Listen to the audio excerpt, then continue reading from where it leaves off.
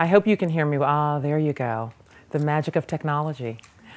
I'm Nicole Austin Hillary, and I'm the Director and Counsel of the Washington, D.C. office of the Brennan Center for Justice. And we are very pleased to have you with us this evening for what we think is going to be a very exciting and interesting discussion. The Brennan Center, for those of you who are not aware, is a national public policy think tank litigation organization. We were founded in honor of former Supreme Court Justice William Brennan, and we are focused on using the tools of advocacy, litigation, and public policy research to fix those parts of our government that we think are broken or don't work so well. And we work under the umbrella issues of democracy, justice, liberty, and national security. Hopefully you know our work or have seen our work, and we are very proud of the fact that we like to mix things up and actually make our systems work better. So we are very happy to have you to be part of this conversation. We host events like this as well to engage the public in issues that we think are of great concern to exactly how our systems run or how they keep running or learning how they used to run and how that can impact the work that we do going forward. I will introduce our panelists this evening, but just wanted to let everyone know that we are going to give you an opportunity as our audience to be engaged in this discussion. We are going to take some time to obviously talk to our panelists, but we want to make sure to leave plenty of time for all of you to engage us as well with your questions and your comments. We're here this evening to talk about the Bill of the Century, the epic battle for the Civil Rights Act. And Clay Ryson, who is to my left, is the author of this fantastic book that has just come out today. And hopefully you had an opportunity to get a copy of the book here in the lobby. If you haven't, I encourage you to do so. This is an historic year, as we all know. It's the 50th anniversary of the passage of the Civil Rights Act of 1964. And Clay's book has sparked a great deal of discussion about what really went into the passage of that bill. Did it happen by magic, by the leadership and the efforts of the then President Lyndon Johnson? Or did it really take place and happen because of a collaborative effort by lots of leaders in the Senate and the House? So that's what we're going to be talking about this evening. I will give you a brief introduction of our speakers, and then we'll get right into our conversation. Before I do that, I do want to give a quick thank you. A few of my colleagues from the Brennan Center were supposed to be here tonight, and they actually did a yeoman's job of putting this event together. They unfortunately were victims of Amtrak today. I don't know if you heard, but there was a wire that was cut, and train service south of Baltimore was completely shut down, not just with Amtrak, but with MARC. And our colleagues who were very excited to be here this evening, unfortunately their train got turned around and they went back to New York. But I do want to say, and I think they're watching us on the live stream, I do want to make sure that we thank them, my colleagues Janine Plant-Cherlin and Jeffreen Uden. They did an amazing job putting this event together, and I want to make sure that we give them their due. And obviously we'd also like to thank NYU. We are obviously a part of NYU, but they always make this home here in DC available to us so that we can hold great events like this. So we appreciate that as well. Clay Ryson, who is immediately again to my left, is an editor at the New York Times op-ed section. And Clay, again, is the author of the book that we're here to discuss this evening. Clay is an assistant editor also at the New Republic and the founding managing editor of the noted quarterly Democracy, a Journal of Ideas. His first book, which I think many of us are familiar with, entitled A Nation on Fire, America in the Wake of the King Assassination, was hailed as a compelling original history and as a crucial addition to the civil rights history. And again, clearly with the book that we're here to discuss tonight, Clay is obviously continuing in that vein with giving us books that focus on our history and give us compelling stories. So Clay, thank you for being here with us this evening. Thank you. Next to Clay is Jeff Schussel. Jeff is a founding partner of West Wing Writers and is the author of Supreme Power, Franklin Roosevelt versus the Supreme Court, which was notably selected as a New York Times Notable Book of the Year in 2010 and a Favorite Book of the Year by The New Yorker. Jeff's previous book, Mutual Contempt, Lyndon Johnson, Robert Kennedy, and The Feud That Defined a Decade, was also a New York Times Notable Book of the Year. Arthur Schlesinger Jr., whom we all revere, I'm sure, called Mutual Contempt, the most gripping political book of recent years. So we are very pleased to have Jeff here, and he is a particularly good friend of the Brennan Center. So we are very glad to have you with us this evening. And to my far left, next to Jeff, is Benjamin Zelenko. Ben is senior counsel at Lewis Bach PLLC, where he practices in the areas of copyright, defamation, corporate and labor law, and federal legislative and regulatory matters. He's demonstrated a long-standing commitment to civil rights by representing Japanese Americans in the Supreme Court seeking reparations for constitutional deprivations during World War II. And most notably, and one of the reasons why we are particularly happy to have him with us this evening, is the fact that he served as counsel and then general counsel for the Committee on the Judiciary in the U.S. House of Representatives, where he played an instrumental role in the passage of the Civil Rights Act of 1964. So what a treat to have Ben with us this evening. So without further ado, we are going to start our conversation this evening. And we're going to start with you, Clay. Please tell us, obviously, this is the 50th anniversary of the Civil Rights Act, but tell us why, and we know there's lots of conversations going on about the passage of the bill and about who the important players are, but tell us why you felt particularly compelled to write this book, and what are the specific things you wanted to focus on in telling the story? Sure. Well, thank you very much. And let me just, if I could, before answering, thank the Brennan Center and you in particular, Nicole, for this event, and Janine and Jeffreen, who are here in absentia, and also Jeff and Ben, who not only have been very gracious in agreeing to sit on this panel, but were both very helpful in reviewing the book, helping me sort of fine-tune it, as well as giving me some insight into the history. So when I sat down to work on the book, it was very much with the idea of writing a book about something that was kind of out there in plain sight, or hidden in plain sight. The Civil Rights Act is something that people know was very important, understand was a landmark piece of legislation, may know a few details, but didn't really have a full picture of. And there really wasn't a book out there that covered it in the detail that I thought it deserved.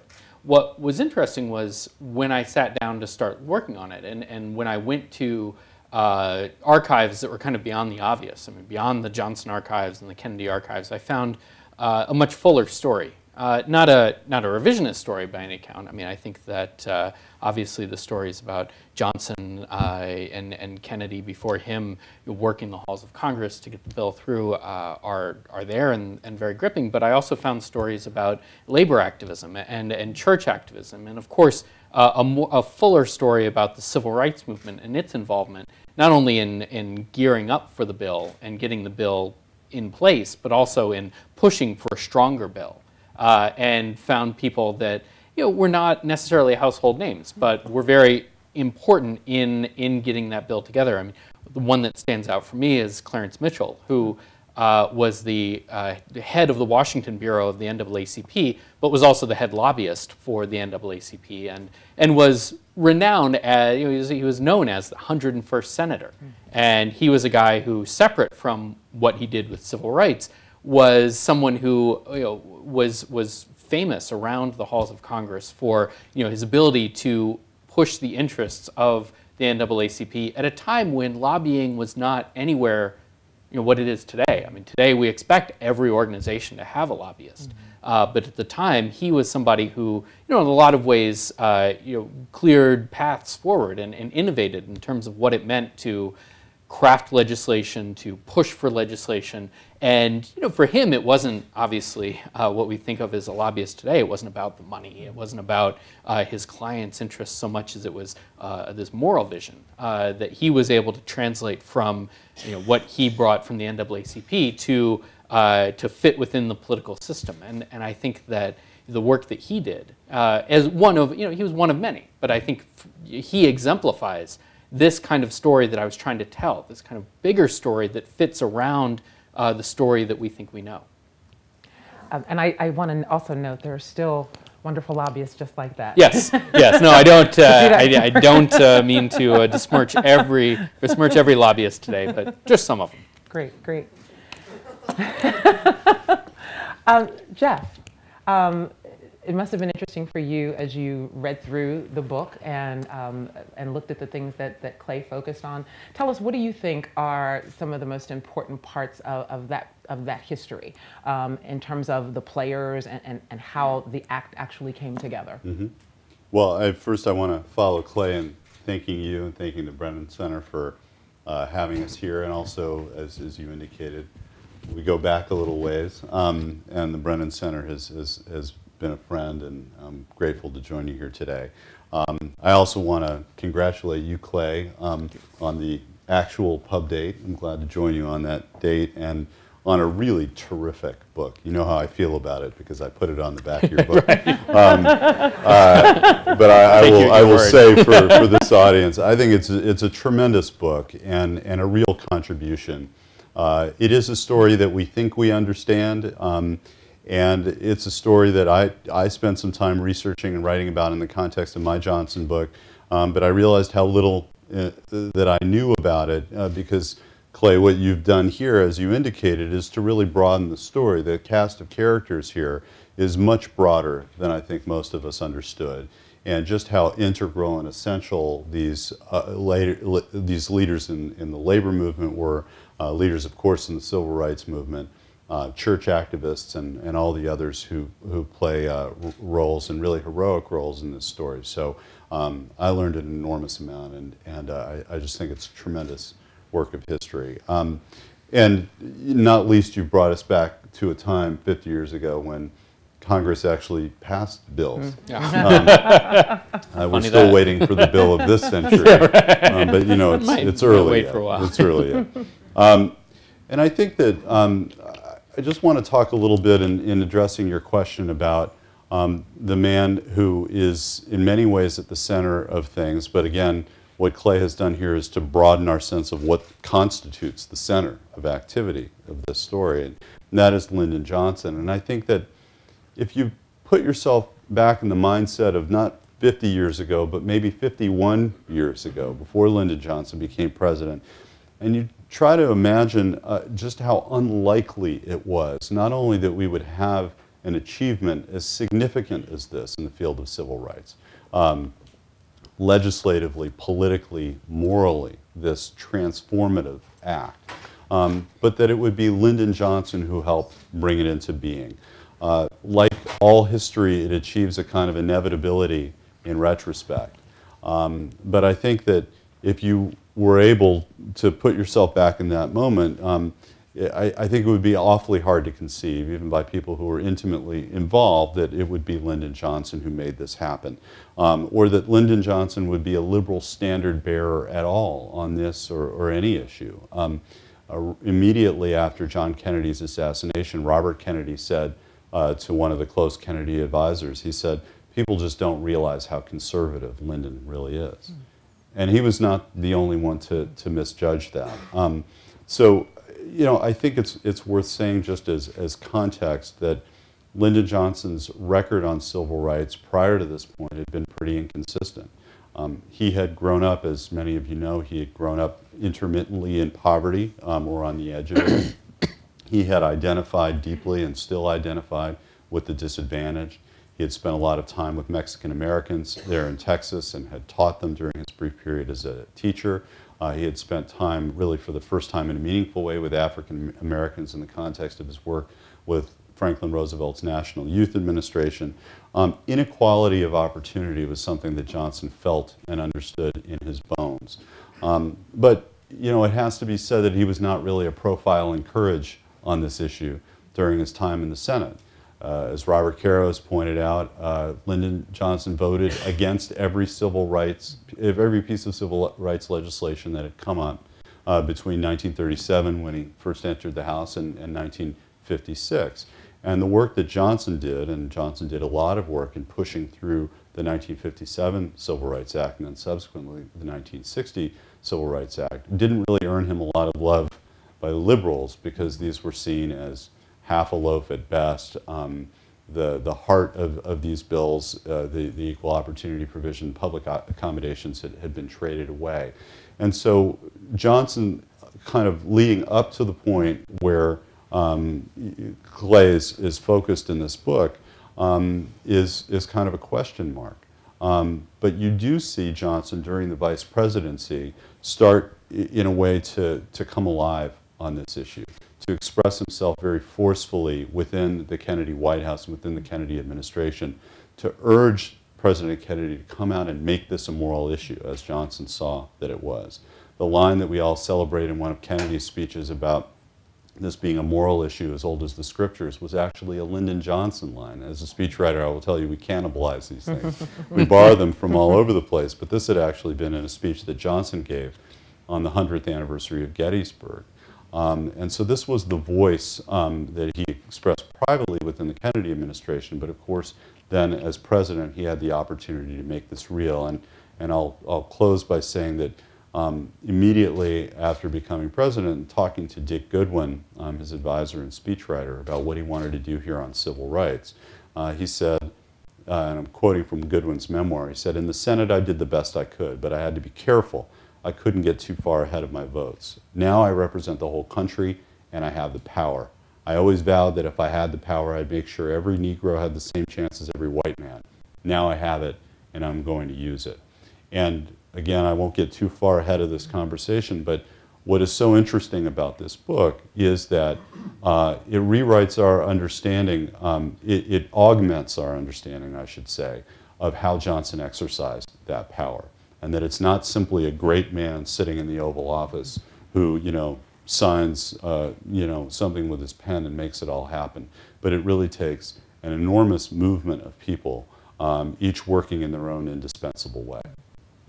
Listening, Jeff, to you and Clay, I have a million questions. And we're going to come back to some of them because I want to talk about particularly some of the other groups and individuals who played a role, and want to talk a little bit more about the transformation of President Johnson, because as you say, he didn't start out in this spot. But before we do that, Ben, the Brennan Center just had a conference on government dysfunction last month, where we talked about what's not working and why things aren't working. And obviously, a large part of that discussion was about what's happening in Congress and why we can't seem to move things. You clearly worked in Congress during a period where clearly something huge and momentous actually did move. Tell us a little bit about that time period and why that was possible for that particular Congress. First, thanks to the Brennan Center, thanks to Clay for making this program possible. I think I'm the only one around now, except for a couple of people that worked in justice with us, that was involved in the '64 Act. And two things I'd like to mention. First, the backdrop. What was going on before that bill ever came about?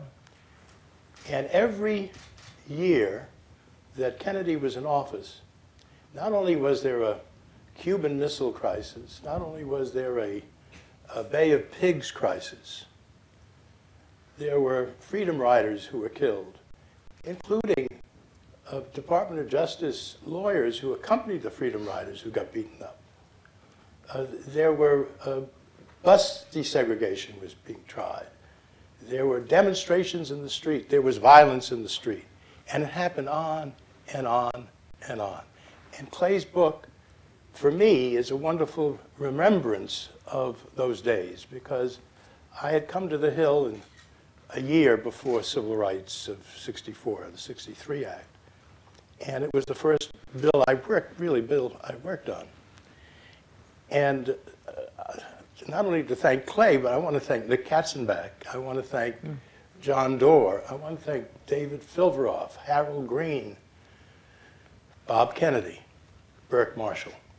Now that's quite a group of talented people in the government working night and day for months in the House and then working further in the Senate, who were smart, dedicated, and by and large unsung.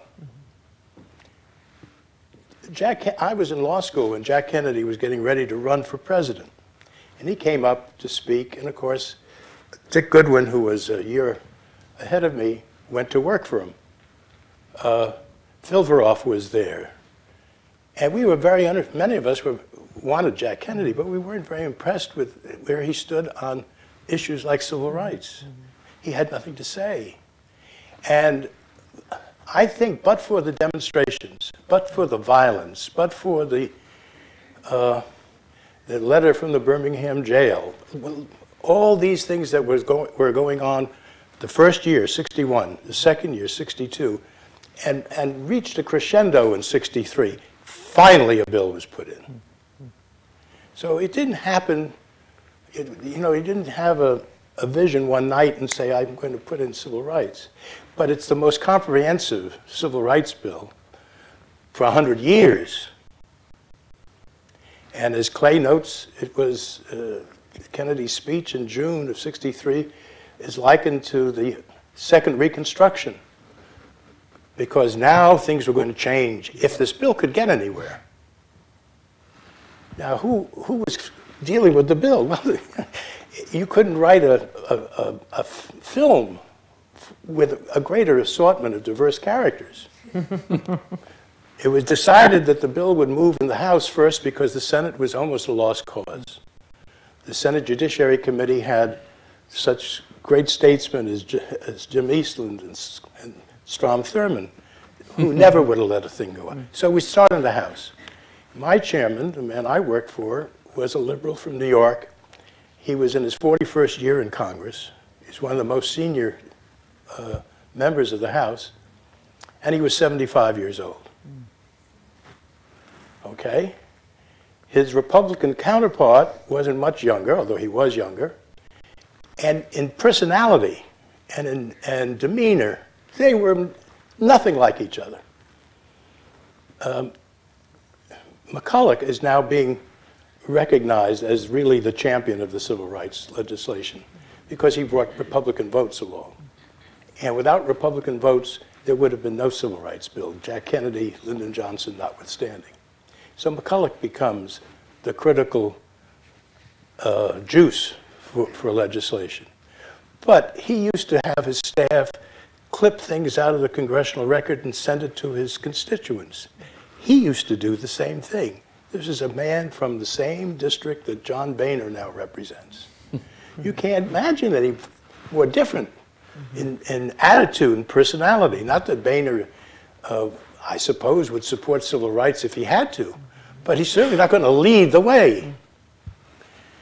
There was John Lindsay, a young man from New York who had been in Congress a few terms, very smart and highly sensitive to any criticism and wanting his way all the time. There was Governor Tuck from Virginia, former governor of the state of Virginia, who I think was the last person to continue to use a spittoon in the House. And you better not be between him and the spittoon when he wanted to use it. So we had Southern Democrats on the committee. We had Northern liberals. We had conservative Republicans. And this is where they were going to start the bill. Clay brings all that together in a terrific way. And he told me tonight that, and I'm delighted to hear it, a fellow I went to law school with whom we worked, David Filveroff, who was very bright, very hardworking, had collected an archive of material that Clay was able to access. And there is material in his book that shows that. So I'm grateful to be here. There aren't many of us at all that were here doing that then. And the book brings back memories of the excitement of the day, Clay. It was an exciting time. And Clarence Mitchell was a good friend, and he deserves all the kudos anyone could give. Thanks. And if folks are interested, Mr. Boehner's predecessor that Ben was just talking about, there was actually a front page article in Politico this week. I think it was on April Fool's Day, if you want to read more about it. Not that that means anything, but that was the date of the article. Ben, let me ask you this. When you talk about President Kennedy and what brought him to the point where he finally introduced the bill, obviously you say there was a lot going on with respect to the movement, because I'd like to talk a little bit about how the movement brought us to the point where the bill was actually drafted and introduced. But was there one triggering event? I mean, clearly, you know, there were several, as you say, there were the freedom rides, there were beatings, but we also know that the 4 little girls were killed in Birmingham in September of '63? I mean, was there one particular thing that moved the president to say, I've got to do something now? I don't know the answer, but I know that there was so much violence. You have to remember there were no cell phones. There was no television coverage of things the way we have today. We saw the pictures. We did see television moving pictures of what went on. But those events happened before the bill got introduced. We were in subcommittee marking up a bill when the church bombings occurred. That was in September. But there was constant violence. Now, one of the problems Kennedy had was he didn't want to exacerbate violence. He didn't want to lose Southern support. He needed Southern support for a tax bill, for example, but for other things. He just wished things would calm down and the states would take over and do it. So he reluctantly called out the guard. Now, you may remember, this was before the bill went in, wasn't it? In June, Nick Katzenbach went in to take the students into the University of Alabama, and there was a standoff with the governor. And Clay recites all the planning that went into how they were going to do that, how Katzenbach was going to confront the governor, how he was going to show respect but get the kids into school. And I think Kennedy was more concerned about peace and hopefully the issue dying down than creating more of a stir, and that was a problem. Yeah, please, Clay. If I can add, one of the great things that technology does for us today is you can access a lot of presidential recordings from the time. And to go directly to Ben's point, during the height of the Birmingham crisis, where Martin Luther King was leading protesters and children in the streets of Birmingham, who were then attacked by dogs and police fire hoses, and really kind of exposing the violence of the system, so to speak. There are these recordings of Kennedy meeting with his close staffers, including Burke Marshall and some others who had been down there, come back to talk to him. And you can hear his rocking chair squeaking in the back, and it's something to hear. But he says exactly what Ben talked about. He's saying, what are the chances of this happening somewhere else? What is this? What are we going to do about this? And clearly, the first thing on his mind is well, the violence and what that means for him, what that means for the country. He was very concerned about what it meant globally, what it meant that these photographs were appearing on the cover of newspapers in the Soviet Union. This was giving us a bad name during the Cold War. And so he was very interested in what are the steps that we can take right now to quiet this down. And I would say as just a follow-up, we often think of Medgar Evers simply as someone who was assassinated, and he was a civil rights leader. But I try to give him credit as somebody who put a lot of juice into, or put a lot of substantiated that fear for Kennedy, right? I mean, Birmingham certainly was enough to get him going. But if you needed anything more to show that Birmingham wasn't one thing, you could see a few weeks later a very similar movement beginning, a very aggressive, nonviolent movement in Jackson, Mississippi, where Medgar Evers was directly copying what King had done as an NAACP leader, saying, we're going to do that here. And you had very much the same reaction. So and very predictably, you had people in the White House saying, see, this is what we are afraid of. We had Birmingham, now we have Jackson, next is who knows where, Atlanta or Jacksonville, or who knows where it's going. We have to do something now. And so I think Medgar Evers deserves a lot of credit, not only as a martyr, but as somebody who contributed a lot of momentum to getting the bill going. And Jeff, let me ask you this. These foundational instances that we're talking about how they perhaps moved Mr. Kennedy, but Mr. Johnson was the vice president then, and you alluded to the fact earlier that he didn't start at this place. What about these foundational issues and these instances do you think perhaps were at that point starting to change his way of thinking, such that by the time he did become president and had this opportunity, he was therefore primed to move on this bill? I think excuse me, I think if you look at the Kennedys, and I think this is true for both John Kennedy and Robert Kennedy, that they evolved fairly quickly given the pace of events, but somewhat reluctantly in the face of this constant violence that Ben described and the need constantly to react. They were in a very reactive and not proactive mode. They were siding generally with the movement, but resenting really the activists who were pushing them farther, faster, and fearing that this was going to stir up more violence and put them in a politically untenable position that was going to jeopardize not only the cause of civil rights, but everything else on the Kennedy agenda, which was not an unreasonable view. Lyndon Johnson, I think, evolved in a very different way. I think that when you look at the roots of Johnson's passion and commitment for civil rights, I think, and I indicated a little bit of this earlier, I think it goes much deeper and begins much earlier.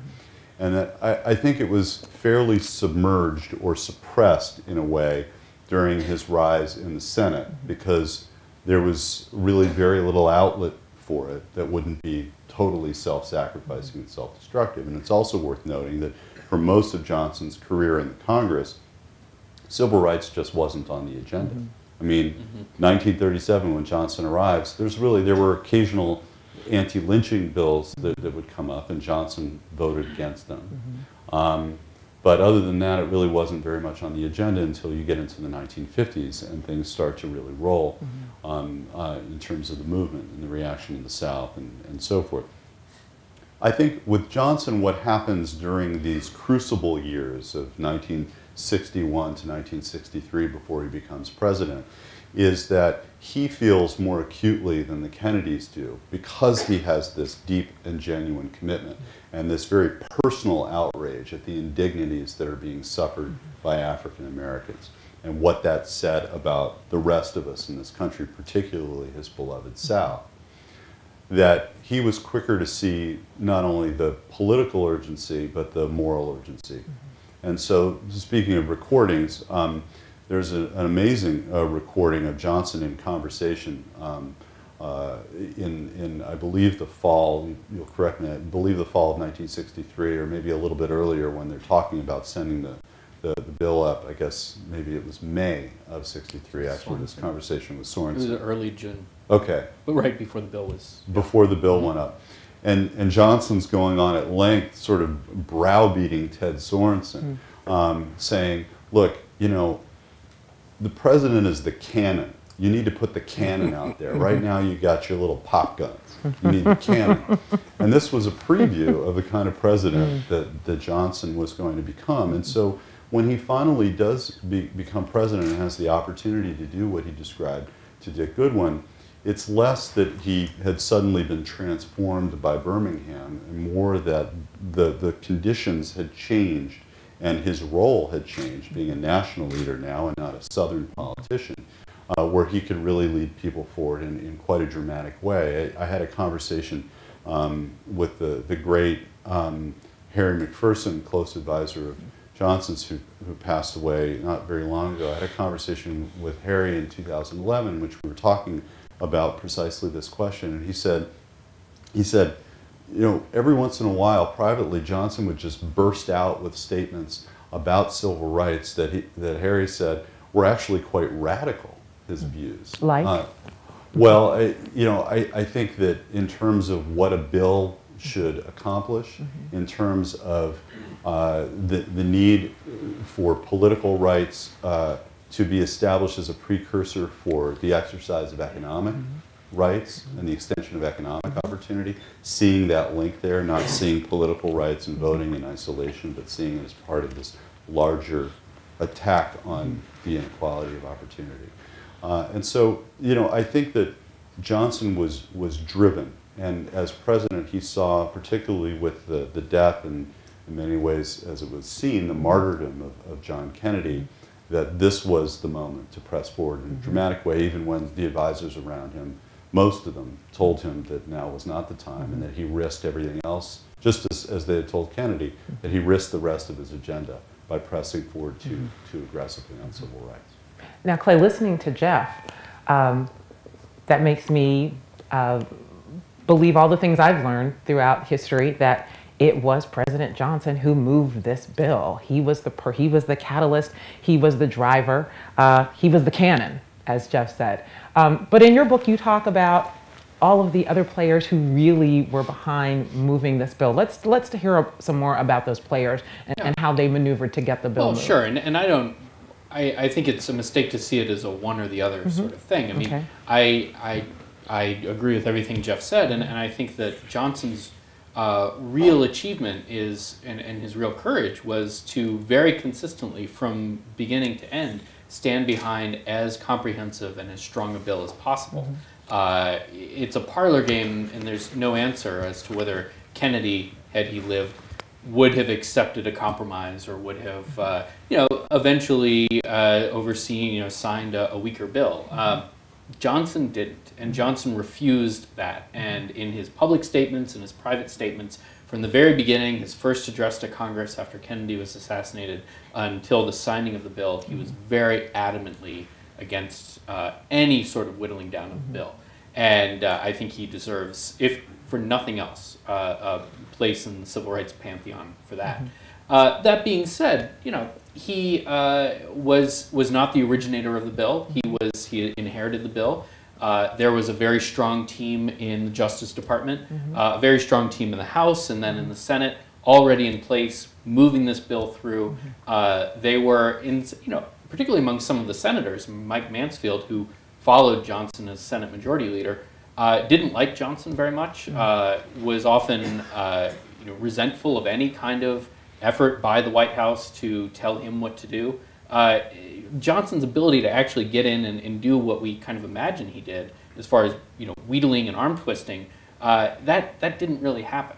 And it's no knock against him. He didn't want to. He didn't see the need to. He certainly did some things, and he was successful in some times and unsuccessful in others. There's a very sad conversation where or not sad, but telling conversation where he sort of tried to get Robert Byrd from West Virginia to oppose the filibuster, to vote for cloture, and Byrd says, "No, I'm not going to do it. I don't care what you're saying, and I'll support you on other things." And that's just the end of it. And but all of that is not to take away from him. I think it sounds trite, but if you compare these two visions to Russian novels, it's not Crime and Punishment, it's War and Peace. There are lots of characters. So so who are some of the others? I mean, the NAACP and Clarence Mitchell first and foremost, but also Joe Rao, who was was an FDR guy, had been in Washington for years. He was among other things, he was the Washington representative lawyer for the United Auto Workers.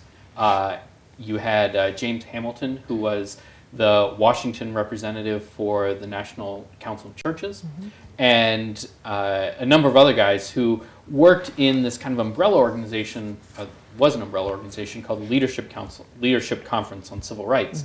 Had been around for about 13 years by then, but was really just kind of this placeholder organization for a lot of groups from religious, labor, civil rights communities that had an interest in civil rights.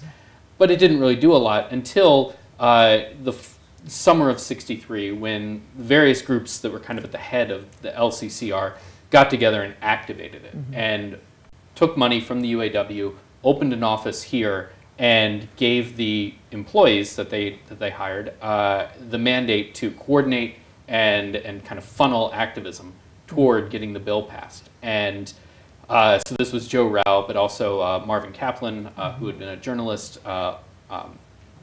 Arnold Aronson, who was a Jewish activist.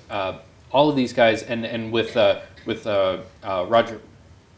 Wilkins, not Roger Wilkins, Roy Wilkins as kind of the titular head of it, and very much involved in it. But what they did was they were able to bring all these different groups, not just who had kind of a foothold in Washington already, the UAW, the NAACP, they had presences here, but other groups that really didn't have any kind of presence in Washington. Different religious organizations around the country, regional labor organizations, and to give them a voice and to kind of leverage their financial resources as they had them, but more importantly, their their memberships. And so by the time the bill gets to the Senate, and even before that, you had on a regular basis buses full of rabbis or church mothers or civil rights workers coming into the city to go and meet with their representatives and then to go sit in the galleries and basically just to give a showing of public support, of movement support, of a diverse collective behind this bill, and then also that people out in the communities of the Midwest and these places where conservative representatives and senators might otherwise think of this as not the most important issue, not really even an important issue. People out in Iowa or North Dakota would visit with their senators when they were home. They would write letters to their senators. They would have rallies in Bismarck or Dubuque, just as a way of adding one voice to the cacophony of support. And there were moments when the March on Washington is obviously is one of the high points. But there were moments throughout the life of the bill where these things really bubbled up and gave a real juice to pushing the bill through. At the end of the day, obviously, this is a bill that was passed by a predominantly white legislature, by the House and the Congress and the Senate. But I don't think it would have happened, or it certainly would not have been as strong as it was, were it not for this very focused, very, in some ways, I mean this in a positive way, very calculated activism on the part of the public. So Ben, Clay is telling us about what's going on the outside and these players. What was going on the inside? Who were the people making these strategic moves, and how impacted were they by what was going on the outside? Well, a good way of looking at Kennedy and contrasting him with Johnson would be the reaction to the March on Washington. Kennedy was frightened about he was very distrustful that he would have a race riot on his hands in the city. I attended the Washington March. I'll never forget it. It was a great, wonderful spirit, like a picnic with a lot of people, with singing and fellowship, and it had none of the trappings of violence that Kennedy feared. Now, that's how Kennedy approached this. This was an issue that, he didn't have a problem on the moral grounds, but he didn't have a problem with wanting the thing to go away. The March on Washington occurred. We had completed our hearings. Our hearings were held in the subcommittee. The subcommittee had 11 members. 35 on the full committee, but a subcommittee of 11. 7 Democrats and 4 Republicans. And occasionally Lindsay and other members would sit in. And so we had finished the hearings. Hearings went on for 22 days. Wow. We had 100 witnesses, 134 bills. They know 170 odd bills, right? The numbers. We had a lot of, now that's in terms of staff work. We had to collect the bills, we had to have witnesses present the bills, we had to get the hearings published, we had to hold subcommittee meetings. And before we sat down to look at the bill, the March on Washington occurred. And that was in August, and we started in September. And we were bombarded daily by Clarence Mitchell, Joe Rao, members of church groups, constituents, editorial writers. Clay wasn't there then, but editorial writers. And they wanted a stronger bill than what the Kennedys had set up. And I had a chairman who, he always had his way. He was used to having his way. He had a Democratic majority. And so he decided, we'll make this bill stronger than what Kennedy set up. And then when we go to the full committee, we can take some amendments so we can quiet things down. We'll end up with a stronger product. Well, of course, that wasn't what the Kennedys had in mind. What the Kennedys had in mind was, we're sending a bill up. We are sending a bill up to you. Your job is to report our bill out. Well, It was a terrible reaction when Sellers Committee had come out with a stronger bill. I won't go into the details, but they, for example, they made the voting provisions apply to state elections as well as federal elections. Why not?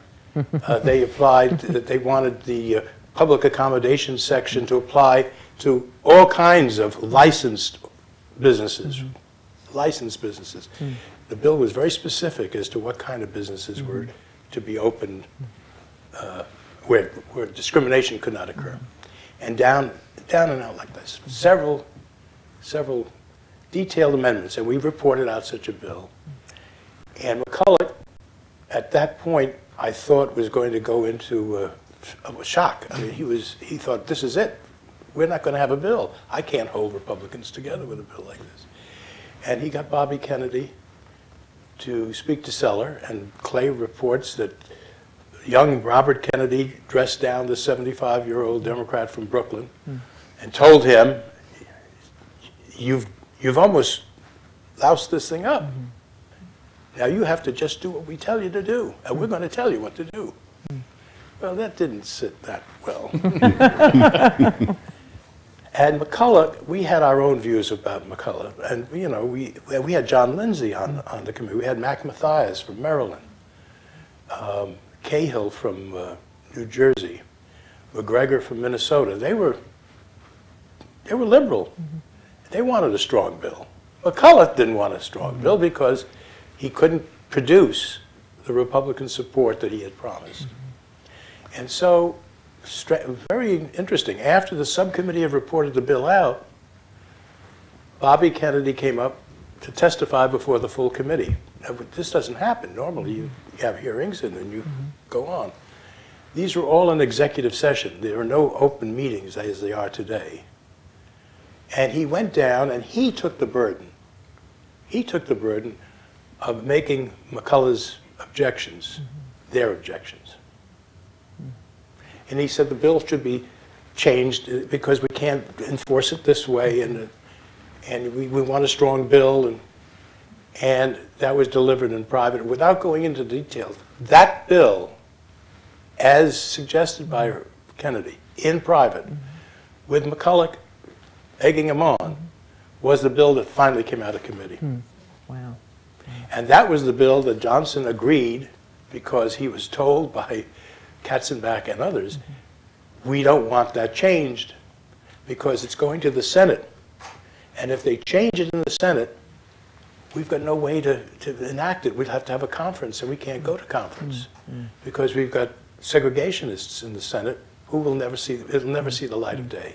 So we've got to figure out that what we pass from the House essentially is going to be the bill that the House will agree to when it comes back. Now, that was a 60-page bill, roughly a 60-page bill.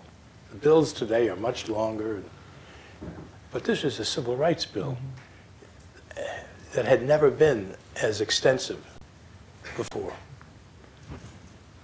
Then we had a debate that went on, the longest debate the House had ever had. And these two, well, Sellers 75 and McCulloch younger, they were on their feet for 7 to 8 days. So it was a very exciting time, and it comes through in the book. But we were being seen by the civil rights groups every day. We were very sensitive to them. We were their guys. When this bill got changed in committee, they came out vociferously against it. Now, as a political matter, that may have helped.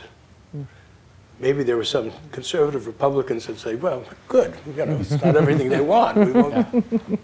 But it was... and then the Senate is another matter. But this took a long time, a lot of hard work, and a commitment on the part of members, some of whom, like McCulloch, had no black constituents, other than a moral, and he was a moral man, and he saw this as a moral issue. And the churches who were lobbying the Midwest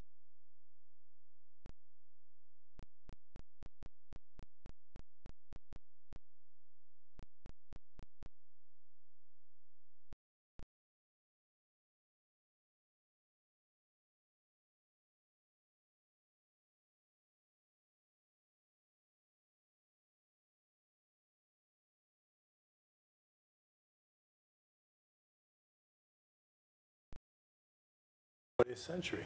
You had Social Security, you had the GI Bill, and you had the Civil Rights Act of 1964. Jeff, listening to Ben, I have two questions for you. First, given all that Ben described was going on, given all of the players that were involved, what did that leave really for Mr. Johnson? What did that mean in terms of the role he played? Because clearly there were a lot of roles being played by a lot of folks that were moving that bill. What did that mean in terms of what he really had to do behind the scenes? That's number one. And number two, you know, what would it have meant to his legacy had this bill not passed? Because clearly this was in the early part of his presidency. And one would think he had tied a lot to this bill in terms of creating a foundation for what his presidency would mean going forward. So what if this bill hadn't passed? What would that have meant for him in terms of his power as president and his ability to do other things in the future? Take them in whichever order you like. Let me take the second one Okay. first. You know, that's a very interesting counterfactual. He obviously had thrown a lot of himself into this, and whoever was responsible for what machinations behind the scenes and so forth, there's no question that he had an enormous amount of his credibility wrapped up in the success of this bill. And of course, if you have no Civil Rights Act in '64, you have no Voting Rights Act in 1965. And it's very difficult to say what effect this would have had on the omnibus anti-poverty bill and all the rest of the legislation that just began issuing forth as part of the Great Society, or just on the margins of the Great Society, really beginning very, very quickly in 1964. It would have been a huge blow. I think that the other thing to be said about that is that if the Civil Rights Bill had failed in 1964, there is no question that there would have been a continuation and surely an acceleration of the kind of violence that you were seeing in the South up to that point. That, you know, frustrations would have been running over. It's quite possible that the segregationists would have felt emboldened by this and become more repressive. I mean, all of this is, you know, again, what the historians call counterfactual history. But I think that the sort of the energy on this was not going to dissipate. People weren't going to retreat, lick their wounds for 5 years, and then try to pass. And you know, I mean, what you see happening right now with climate legislation, this was an altogether different experience for the nation. And so I think that again, whether those emotions and that energy could have been contained and channeled into another bill, or whether it would have become much more destructive is another one of those questions that we can't really answer. But I think the premise of your question is absolutely right, that it would have had an enormous effect on the rest of the Johnson program, which, as we know, is quite expansive.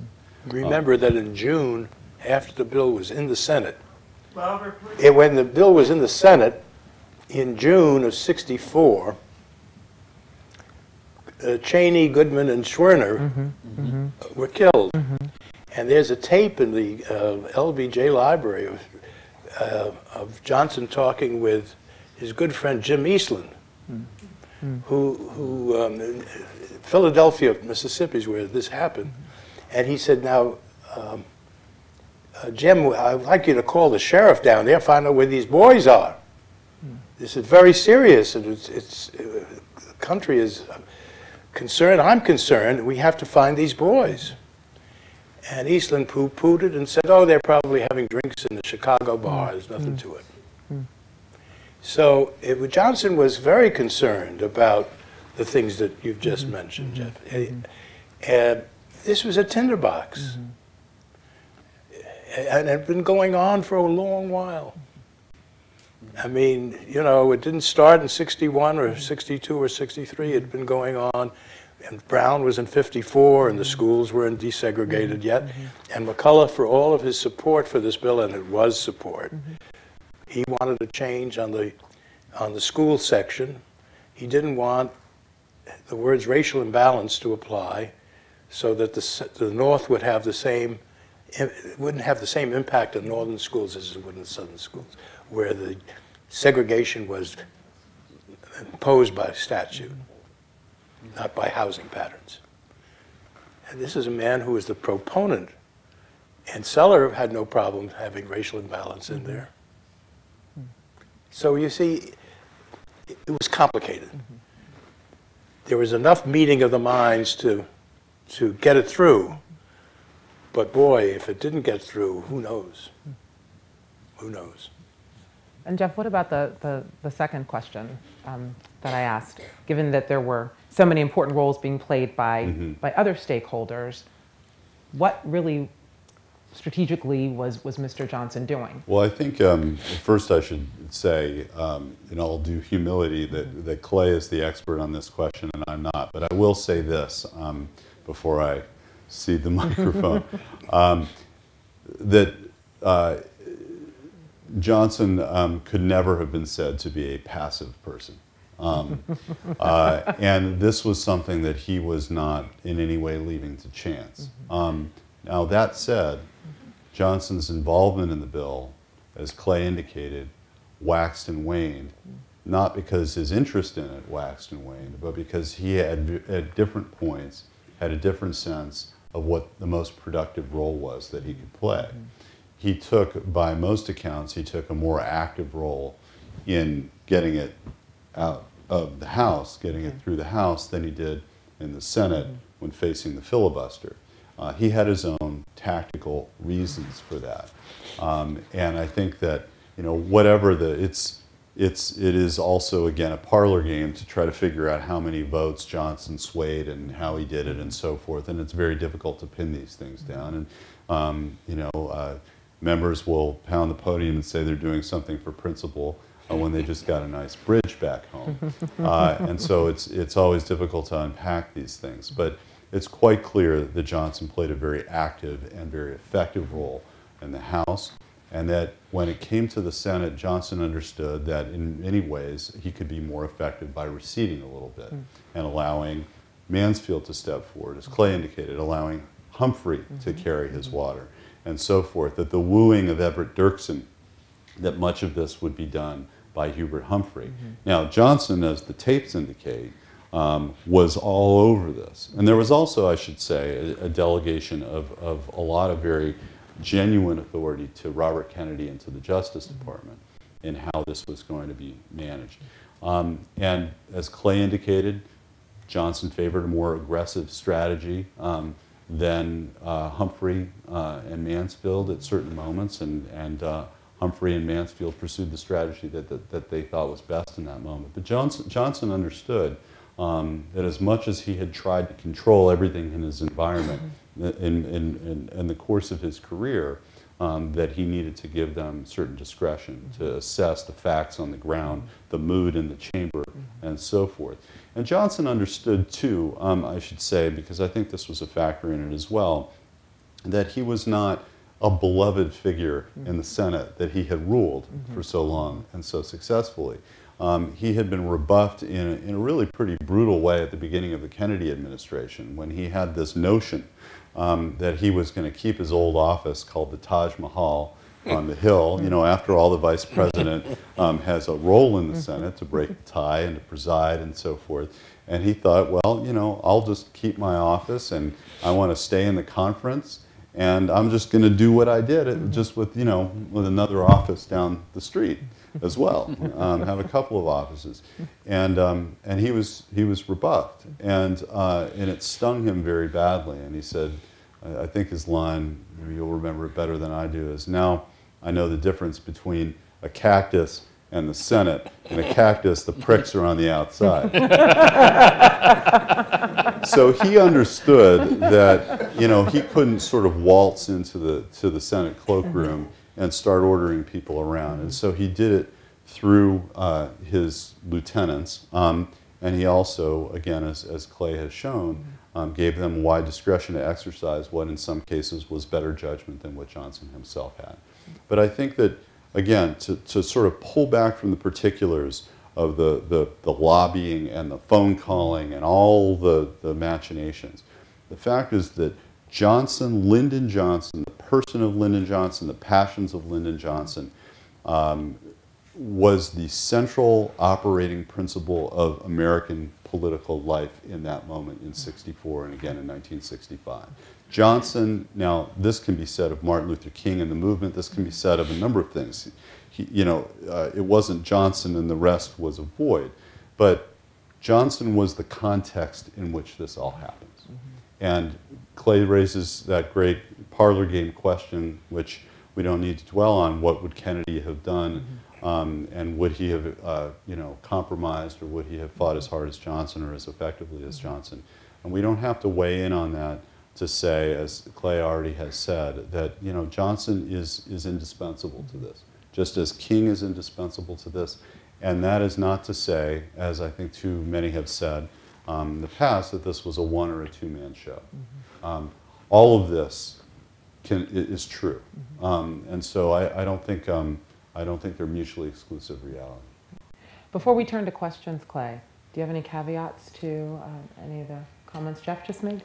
No, I would agree completely. I think, that's one of the fascinating things about history when you really delve into it, is understanding that there is no one story, even on something as specific as the Civil Rights Act. It's not a matter of reducing it to one person's biography or one particular way of telling it, but there is a multitude of different call them storylines or vectors of influence or whatever, but all these things that go into shaping something. And I think it's important as a historian to weigh what is, from your point of view, the more important or the more consequential. But I think, I think Jeff and I are probably on the same page in that certainly when it comes down to it, this is centrally a political question. And so it does focus on the president and focus on the Congress. But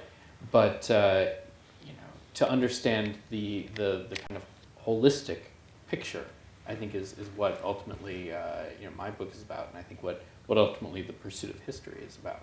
But so no, I don't really have any caveats. Okay. All right, great. I can only imagine that you all have lots of questions, because I still have lots, but I'm going to let you all talk. So we have microphones on both sides of the room. Two of my colleagues have them, so if you just raise your hand, they will come to you with the microphone. Not having read the book, this question may be answered in the book. I was 17 years old on August 28th, 1963, and I came down to Washington.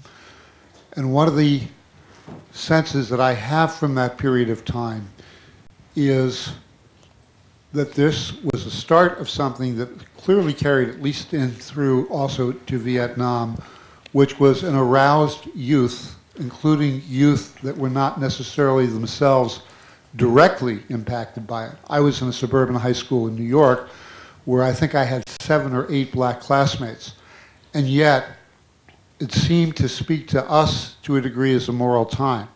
And so my question is actually directed more to Ben. How much awareness was there of the rising feeling of young people that there was something inherently morally wrong that needed to be addressed?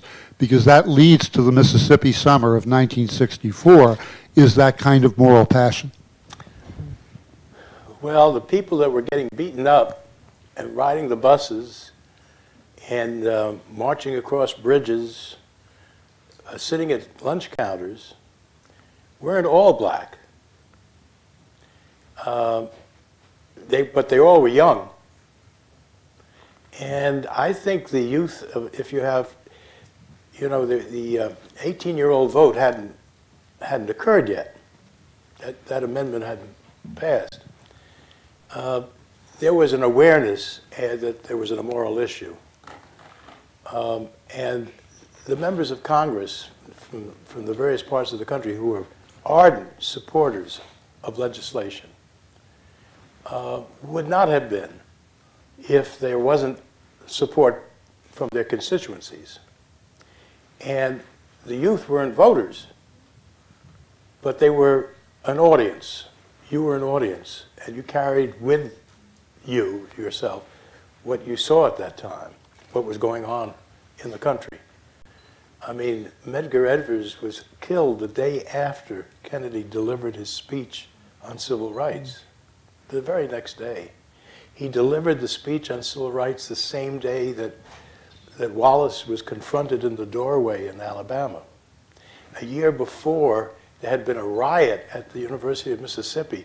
There were injuries when Meredith was brought. John Dortop walked with Meredith into the university.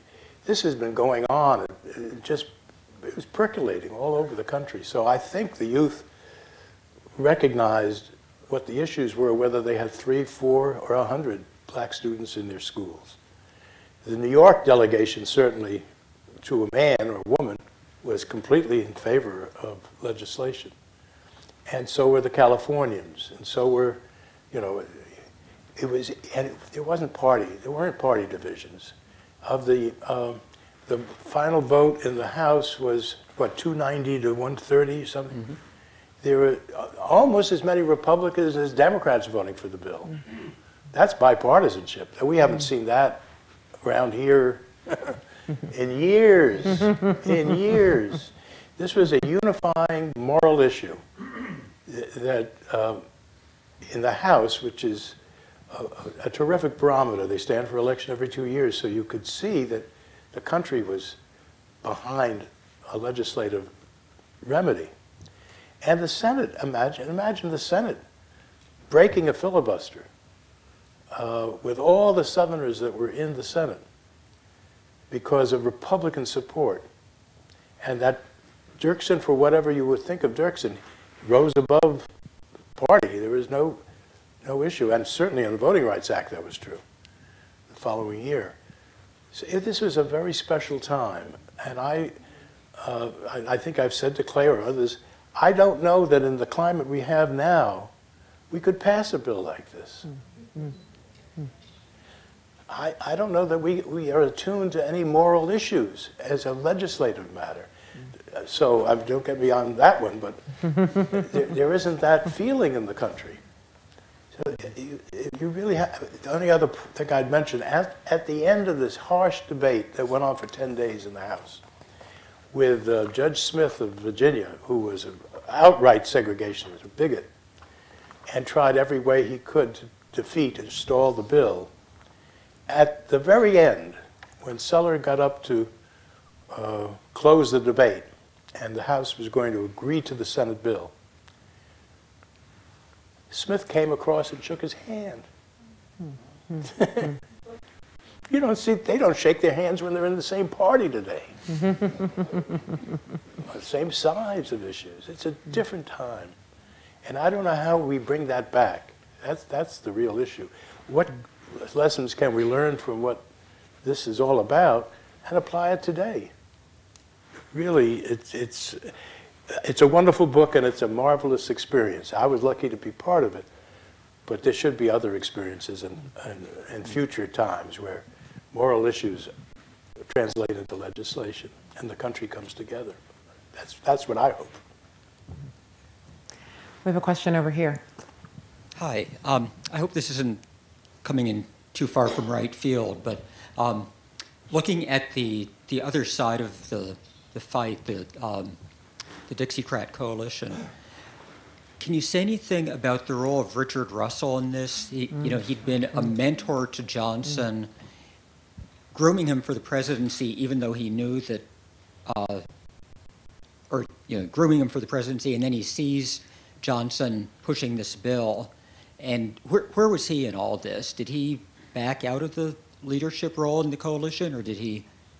No, was he fighting Johnson on it? No, he was very much a leader of the filibuster, very much in there. Now, you know, when it was all over, and this wasn't, you know, not years later, but in the days after the filibuster was defeated, and then as the Senate voted and the Johnson signed the bill, in that time he made a number of comments that sort of, you know, everyone's seen the Star Wars trilogy, make you feel that maybe he's sort of this Darth Vader character where, you know, there is something in him, not good, but something a little more complex than pure evil. And because he said a couple of things. First of all, he said to Clarence Mitchell, he said, you know, the good thing about this is now we've had this fight, and it's going to make it easier for all of this to be implemented.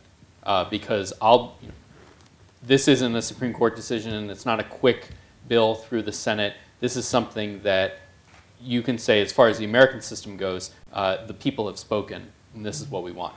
An interesting thing for someone who had just led this historic fight against the bill to say.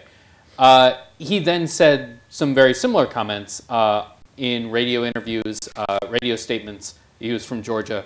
As in the days after July 2nd, the signing of the bill, as Title II, the ban on discrimination, essentially the ban on Jim Crow, was put into place, he made a number of comments where he said to his fellow Georgians and fellow Southerners, this is the law of the land. We have to go along with it.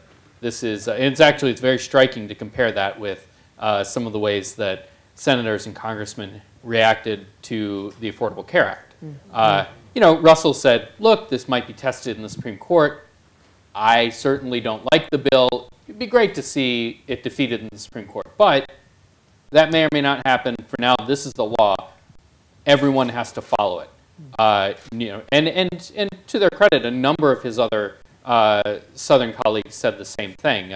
William Fulbright, who was fairly moderate as far as Southerners went, was similarly vociferous. Ellen Ellender from Louisiana, notably not guys like Strom Thurmond and Jim Eastland and Sam Ervin from North Carolina. But Russell went a few steps beyond being a good loser, I think.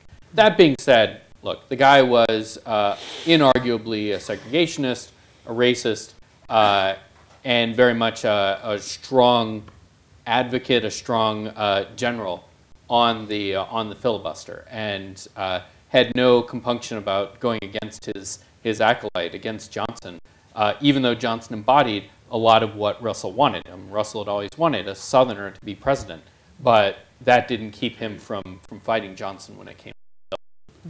I would just add a couple of things. That the relationship between Johnson and Russell, while it had been very close in important respects, was also in itself complex.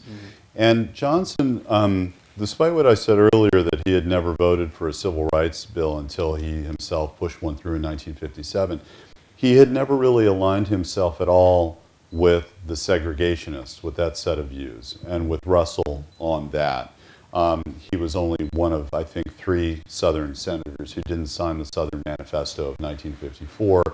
There was a sense, at least among some, and Johnson certainly promoted this, that he was a different breed of Southern politician, that he was a newer Southern politician, and there was a strain of liberalism in Texas, as hard as that is for us to believe in the era of Rick Perry and Ted Cruz, that there was liberalism sort of coursing through Texan politics, a kind of populism that found a very natural home in the Democratic Party, and it was different in important respects than Democratic politics in Georgia, in Alabama, in Mississippi, and so forth. Now, I don't want to overstate that, because Johnson didn't go to any great lengths to separate himself from them, but he also was careful not to be aligning himself with them. The other thing to say in this regard is that, and I don't know whether this explains at all any of the maybe nuances of Russell's reaction or the other Southerners' reaction after the bill had actually become law, but Johnson very much saw one of the multiple motivations that Johnson had in passing this act was to help bring the South out of the past, out of the sort of weight of the Civil War from which it had never really emerged. He saw this as being an absolutely essential to the inclusion of the South in a full and meaningful way, politically, economically, culturally, in our national life. And that until the South could get past Jim Crow, until you could break the back of this violence in the South, to use a violent metaphor, that the South was never going to be a participant in our national life. Johnson had become president by accident, by assassination, but if there were going to be future Southern presidents, as we of course know there have been, and all this other progress was to be possible, that this had to happen. And so I don't know, again, whether any of the segregationists who had spent decades talking about the end of the Southern way of life and so forth were willing to see that or accept that. But you know, it's worth at least considering. Yeah, I think that's probably true. I mean, you look at the guys who were a little bit more outspoken in terms of saying, let's accept this bill, and they were guys like Fulbright, Ellender, who was, you know, a pretty strident segregationist, was also a real internationalist, and, you know, prided himself on having been to every country except 2 African countries that would not accept him because of his positions on race. But, you know, was a fairly worldly guy, and I think, you know, for people like that, there was an understanding that even if they loved that old South, that just really wasn't the future. And I think it's interesting and really to look at Johnson and Russell in that perspective, because that is what Russell wanted. But he wanted it on his own terms. And I think the struggle within Russell was, he was smart enough to understand that he wanted it on his own terms. He wanted to preserve that old South. That was completely incompatible with a vision of the South within national politics. And I don't think he had an answer to that. And so I think there was probably on his part some modicum of relief when the bill was when the bill was forced over him, right? He was defeated, so that he could be both strident in his beliefs and also see this South emerge that he had wanted so badly, even if it wasn't quite the South that he wanted. Jeremy, we have a question here, and then we'll come back to this side. I'm going to try to do what Congress doesn't do. I'm going to keep it balanced. So is this Yeah. May I just, may I begin by saying congratulations to the Brennan Center for assembling such a wonderful group of panelists who have discussed a very complex and difficult period of time with all the subtlety that it deserves. I'm going to ask you, the panelists, if they would just turn the calendar ahead a year and talk about the dynamics that led to the passage of the Voting Rights Act of '65. As I've told a couple of the panelists before we started, I was a trial lawyer in the Civil Rights Division from 1961 to '65. And most of my work assignments were in Alabama, working on voting discrimination and assembling the basis for us to bring lawsuits.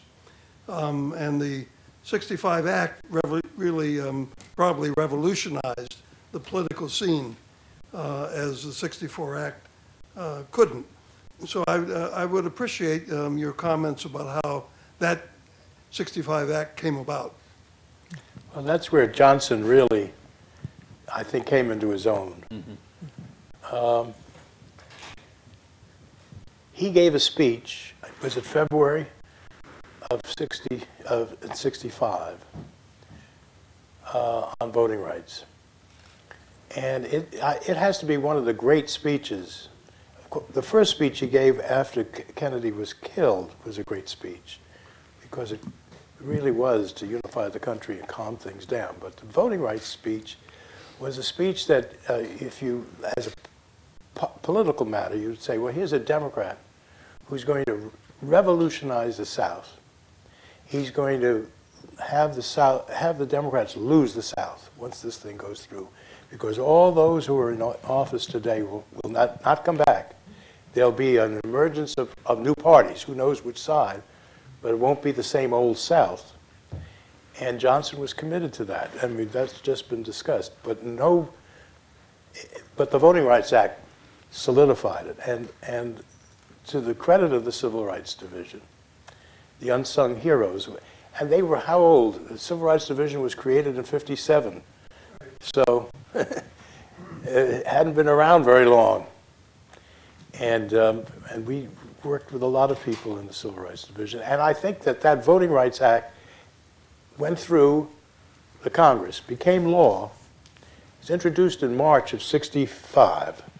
It was signed into law in August, I believe. Now, hearings, both houses, amendments, and enactment in 7 months, whatever it was. It's remarkable. In that bill, we went to conference. And I was counsel for the House conferees. Dirksen was the leader of the Senate conferees. And I have an anecdote, if that's not really responsive, but I have to tell it. At my age, I have a lot of anecdotes. Word came to Seller from the Justice Department that the president had met with Dirksen and they had made a deal to get this bill out of conference.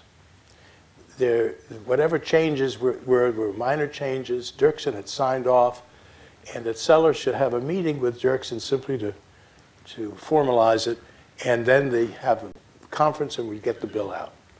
But Katzenbach told us it was a done deal. Dirksen and the president have agreed. So we went to a meeting with Dirksen and his staff and Seller and me, and the first thing Dirksen did was take out a list of the changes in the bill that he wanted.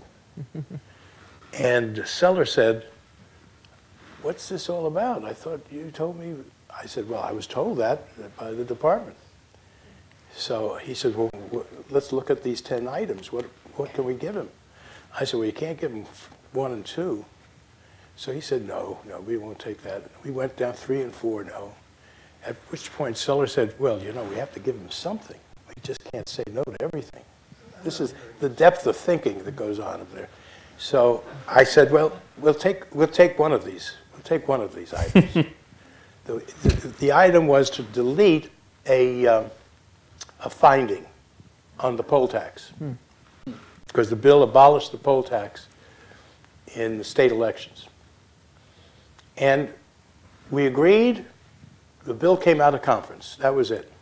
We wrote the report, and I don't remember now at which point I got a phone call from the Attorney General. Somebody in his office called me. And Joe Rao and this leadership conference was sitting with him. And Katzenbach was screaming. I could at least hear him screaming. And the lawyer that talked to me was a fellow named Harold Reese. You may remember Harold Reese. And he said, how did this finding come out of the bill? We didn't know about that. I said, "Well, we're an independent branch of government." And then I recounted what happened. I said, I was told that Dirksen had agreed. He had a long list. So we gave him one thing that in my judgment, would not be disastrous. To which the lawyer at the Justice Department said, in your judgment, it was not disastrous. You're out of law school a few years, in your judgment. If this bill doesn't pass muster in the court, it'll be on your head. Well, the bill did pass muster, and it's sustained by the court. But that just shows you the little ins and outs. And Dirksen was never satisfied. He always had another deal he was going to make. And but the president had made the deal on voting rights, and it became law in 6 or 7 months. And it was extended, and it was a great benefit for those who were trying cases in the South, and a benefit for people who wanted a chance to vote. And I'd like to point out, Ben, you were just saying, what examples do we have of true bipartisanship in Congress? Well, we know that every time that the Voting Rights Act was reauthorized, it was reauthorized with true bipartisan support. And we know even now we have a Voting Rights Amendment Act that's pending in the House and Senate, and it was introduced in the House by a Republican led by Mr. Sensenbrenner. So there is still an effort afoot to continue on with that same bipartisan effort with respect to voting rights. So we will see where that goes, but I thought that was worth noting. On this side. Yes, I'm wondering about the impact of 2 events that occurred prior to the passage of the Civil Rights Act. The first one being the March on Washington in August 28, 1963, and the second being the assassination of John F. Kennedy in November 22nd, 1963? It's interesting. The March on Washington was in the immediate aftermath by kind of the pundits and reporters and certain political figures were, said actually the march didn't do very much because these guys came. I mean, one part of the march that was off stage, so to speak, was leaders of the major organizations went around and met with Congress, various congressmen, and the reporters said, "Well, nothing really came of this. So what do we? No one's going to change their vote because of the March on Washington." Well, I mean, it's certainly true in the short term, but I think the march has to be seen in a larger context. One of the things, as Ben explained, that was so striking about it was the fear among a lot of white Americans leading up to it that there would be violence, that it would be another Birmingham, or there would be a riot, when in fact that's not what happened, and it was this great demonstration of for civil rights justice and economic justice. And I think for a lot of Americans watching on TV, and it was televised, all the major, the 3 networks carried it. CBS did almost wall-to-wall coverage, and for a lot of people watching in, at home around the country who had never really seen anything like this, had read about Birmingham, had read about the Freedom Rides, had a tentative feel, a certain fear about what civil rights meant for the country. This changed their minds, and it added to that kind of momentum behind the moral urgency for the bill that I think helped push the public and certainly give momentum to the movement to go back to Congress and sort of create a context that made the bill feel inevitable, or at least give it momentum. And as far as Kennedy's assassination, I mean, it's look, it also gave a moral urgency to the bill. It's one of the reasons why Johnson's speech to the joint session of Congress right after Kennedy's assassination, his speech on the 27th of November, one of the reasons it was so important was because he used that event, used the speech, used Kennedy's martyrdom, tied it directly to civil rights and said, this is his legacy. We have to act now. This is what he would have wanted. This is what he was pushing for. In some ways, built up a little more than probably Kennedy deserved. His stridency, he made Kennedy into a civil rights hero.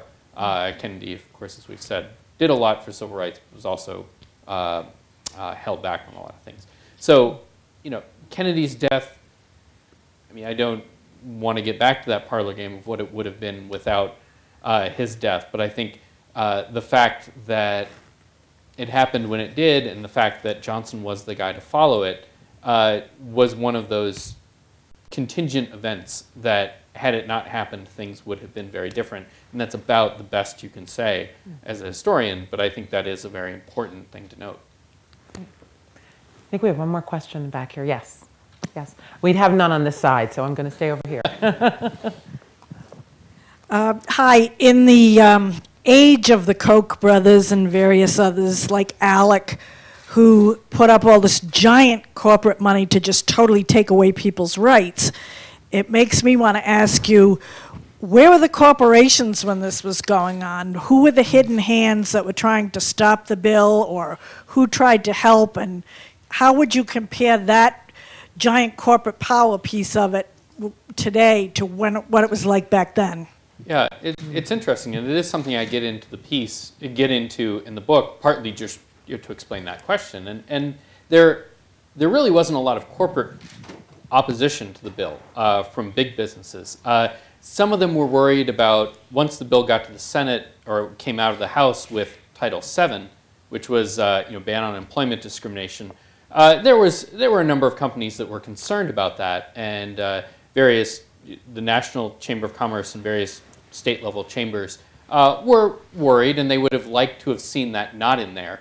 But pretty much across the board, they made a strategic decision that first of all, the biggest companies already had non-discrimination policies, by and large, and the smaller ones were following their lead, but they also just simply didn't see this as a fight worth having.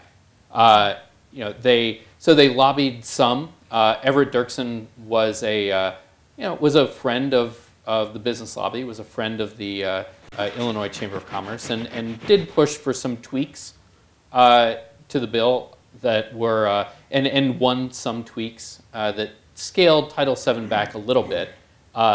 Ultimately, I think, ended up strengthening the bill, even though that wasn't his intention. So there's not a lot of there. There also wasn't as much corporate lobbying at the time as there is today. Where you did see lobbying was from the far right, and this is a variety of people who were not necessarily aligned with the South, but some of them were. These were guys like Loeb out of New Hampshire, who is I guess he was an industrialist, right? I mean, broadly speaking, but was also a newspaper baron, and gave a lot of money, funneled a lot of money to an organization called the Coordinating Committee for Fundamental American Freedoms, which does have a very modern ring to it, right? Because what does that mean besides a group set up explicitly to destroy the bill? Mm-hmm. And he funneled the money. And there was another guy who's in the book, and I meant to look this up before the talk, but he was another right-wing, very far right-wing, very wealthy figure in New York who had been sort of funded a lot of geneticist research and eugenics research. But these guys gave money to an organization, a kind of quasi-state organization in Mississippi, the Mississippi State Sovereignty Commission. So they would give money to that commission, or they would give money to the state, and the state would then give it to the commission. Anyway, this all made it back to what was called COCFAF, the Coordinating Committee, Fundamental American Freedoms, which set up here in Washington, and had a fairly sophisticated operation. They had a lot of money, and they were headed by a guy who had been the former president of the ABA, the American Bar Association, had defended Mississippi in a lot of segregation cases, and used his connections in the legal world, in the business world, to get mailing lists, to get in touch with and place ads around the country. And there were these huge full-page ads that were very graphic, and they're used graphics. One of them was called the $100 million blackjack, and it had this picture of a blackjack, and it said, the federal government is using its power to force integration on the South, and this is what is going to happen around the country. And they kind of appealed to a broader fear of federal power. I mean, they did something that, we see this today. So they said, you may support civil rights, and you may be fine on civil rights, and you may be even leaning towards supporting this bill, but think about what this bill means, and this will unleash the power of the federal government.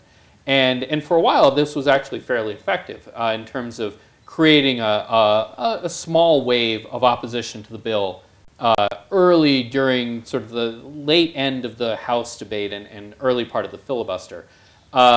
Eventually, it was overwhelmed. I think a lot of people ended up deciding that it was not a very persuasive argument, let's say. But they got to a number of editorial boards, most notably the board of the Chicago Tribune, which was very conservative at the time. And they ran a 10-part editorial series going after every single plank, every single title in the bill, and explaining why it was a bad idea. Even the minor planks they criticized. And then they had a parallel reported piece that would run on the front page and was ostensibly objective, but was very much written with a strong bias against each title. And that was the most prominent example. We saw this kind of thing all over the country, and they were very clever. They did not target the South at all, because they figured, look, the South is on our side. Let's go after the Midwest. They went after the same people that the religious groups and labor and civil rights were going after.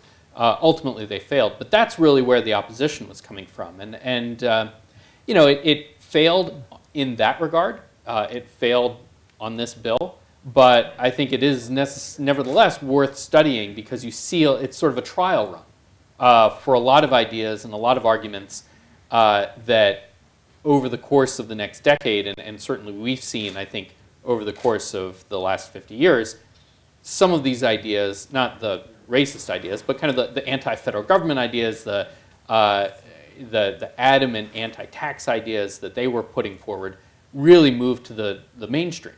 And so that's kind of really the story in terms of opposition outside of the South to the bill. Great.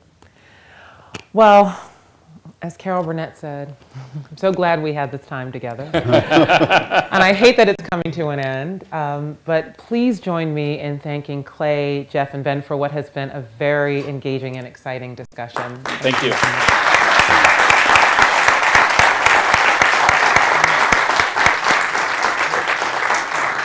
And thank you all for joining us, and please make sure you get a copy of the book and read it. And I'm also wondering, Clay, are we going to see another book when it's the anniversary of the Voting Rights Act? Probably not from me. Okay. I don't work that quickly.